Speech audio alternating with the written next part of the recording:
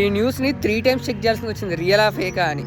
అయితే రీసెంట్ గా 3-4 days back ఢిల్లీలో ఏఏ సమ్మిట్ జరిగింది. దీనికి పెద్ద పెద్ద సీఈఓస్ అందరూ వచ్చారు. అయితే అందులో ఒక పర్సన్, ధనంజయ్ అనే ఒక పర్సన్ కూడా వచ్చాడు. సో తనకి క్రియేట్ చేసిన ప్రొడక్ట్స్ తీసుకొచ్చి అక్కడ స్టాల్ పెట్టుకున్నాడు. ఆ స్టాల్ పెడితే అదే డే రోజు 12 o'clock కి అక్కడ సెక్యూరిటీ వచ్చి ఖాళీ చేయమని చెప్పారంట. అయితే ఈ ధనంజయ్ అడిగాడంట, అదేంది నాకు పర్మిషన్ ఉంది, నేను తీసుకున్నాను, ఇది నా ప్రోడక్ట్ అంటే, లేదు ఇప్పుడు మోడీ గారు వస్తున్నారు, మీరు ఉండకూడదు, ఇప్పుడు తీసేయాలి అని చెప్పి అక్కడ ఉన్న ప్రతి ఒక్కరిని తీపిస్తారంట, ఇంక్లూడింగ్ దిస్ ధనంజయ్. ఏదో ఇంపార్టెంట్ థింగ్ ఏమైనా ఉందేమో అందుకే పంపించేస్తున్నారేమో అనుకుంటే అక్కడ జరిగింది ఏంటి తెలుసా? నరేంద్ర మోడీది ఫోటో షూట్ అంట. లిటరలీ 12 నుంచి ఈవినింగ్ 6 వరకు 6 hours ఫోటో షూట్ చేశారు. అయితే ఇందులో ట్విస్ట్ ఏంటంటే అతను అడిగాడంట, లేదు ఇక్కడ నా ప్రొడక్ట్స్ ఉన్నాయి, నా దగ్గర ఉన్న శాంపుల్స్ అవి. అక్కడ ఉన్న సెక్యూరిటీ వాళ్ళు ఏం రిప్లై ఇచ్చారంటే, మోడీ గారు వస్తున్నారని చెప్పి, ఐ అఫీషియల్స్ వస్తున్నారని చెప్పి చాలా సెక్యూరిటీ పెట్టాం, మీ ప్రొడక్ట్స్ కి ఏం కాదు అని చెప్పి వెళ్ళిపోమన్నాడంట. సర్లే ఇంకేం చేయలేం కదా అని చెప్పి అతను వెళ్ళిపోయి రిటర్న్ 6 o'clock వస్తే అతని ప్రోడక్ట్ ఒక్కటి కూడా లేదంట అక్కడ. లిటరలీ దొంగతనం చేశారంట. ఏంది ఆ సెక్యూరిటీ మధ్యలో నుంచి. ఆయన జరిగిన మొత్తం స్టోరీని ట్వీట్ చేశాడు. అండ్ ఇలాంటి పెద్ద సమిట్ జరుగుతున్నాయంటే మన రంగురంగుల యూనివర్సిటీలు కూడా చేయాలిగా. అయితే అలానే ఒక యూనివర్సిటీ, దాని పేరు